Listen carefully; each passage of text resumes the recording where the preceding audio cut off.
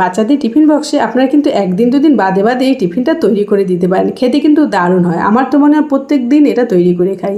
এখানে ময়দা নিয়েছি, ময়দার মধ্যে লবণ, চিনি আর একটু সাদা তেল দিয়ে ময়দাটাকে বেশ ভালো করে ময়ান দিয়ে নেব।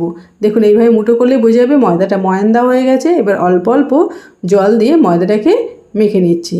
খুব বেশি নরমও করবো না, শক্তও করবো না, যেইভাবে আমরা লুচি রুটি খাওয়ার জন্য ময়দা আটা মেখে নিই। এবার ওটাকে 10 মিনিট রেস্টে রেখে দিয়েছি। এবার দুটো সেদ্ধ করে আলু নিয়েছি, আলুটাকে কাঁটা চামচ দিয়ে ভেঙে নিয়ে তার মধ্যে কাঁচা লঙ্কা, পেঁয়াজ, স্বাদ অনুযায়ী লবণ, হাফ চামচ জিরের গুঁড়ো, হাফ চামচ লঙ্কার গুঁড়ো দিয়ে এটার একটা পুর তৈরি করে নিচ্ছি। এবার একটা ডিম ভেঙে নিচ্ছি।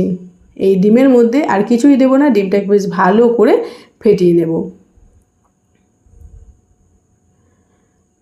এদিকে ময়দাটাও 10 মিনিট হয়ে গেছে, রেস্ট রাখা হয়ে গেছে। এবার একটু ভালো করে মেখে নিয়ে এর থেকে ছোট ছোট লেচি কেটে নিচ্ছি। লেচিগুলোকে কিন্তু খুব বেশি বড় করছি না, ছোট ছোট করেই তৈরি করে নিচ্ছি। এবার একটা বেলনার মধ্যে এইভাবে তেল দিয়ে এটাকে লুচির মতো বেলে নেব। এটা বেলা হয়ে গেছে। এবার এর মধ্যে দিয়ে দিচ্ছি 2 চামচ পুর, একদম ঠিক মাঝখানে দিয়ে এবার লেচিটাকে ভালো করে আটকে নেব। আর মুখটা কিন্তু বেশ ভালো করে আটকাতে হবে যাতে ভেতর থেকে পুর বাইরে বেরিয়ে না আসে। দেখুন এই জায়গাটা কিন্তু হাত দিয়ে বেশ ভালো করে চেপে দিতে হবে। তারপরে হাতের সাহায্যে এটাকে একটু চ্যাপটা করে নেব। এখানে কিন্তু আর বেলার কোনো প্রয়োজন নেই। এই দেখুন এটা একদম রেডি হয়ে গেছে। সবগুলো এইভাবে তৈরি করে নিয়েছি।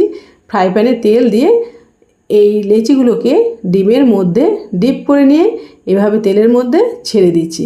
তারপরে উল্টে পাল্টে লাল লাল করে ভেজে নিলেই কিন্তু খুব সুন্দর একটি টিফিন রেডি হয়ে যাবে, যেটা বাচ্চাদের কিন্তু খুবই পছন্দ হবে, বড়দেরও কিন্তু খুবই পছন্দ হবে। দেখুন একটা ভেঙে আপনাদেরকে দেখিয়ে দিচ্ছি। এটা দেখতে যেমন সুন্দর, খেতেও কিন্তু দারুণ টেস্টি হয়। আপনারা কিন্তু অবশ্যই বাড়িতে একবার তৈরি করবেন আর খেয়ে বলবেন যে আপনাদের কেমন লাগলো।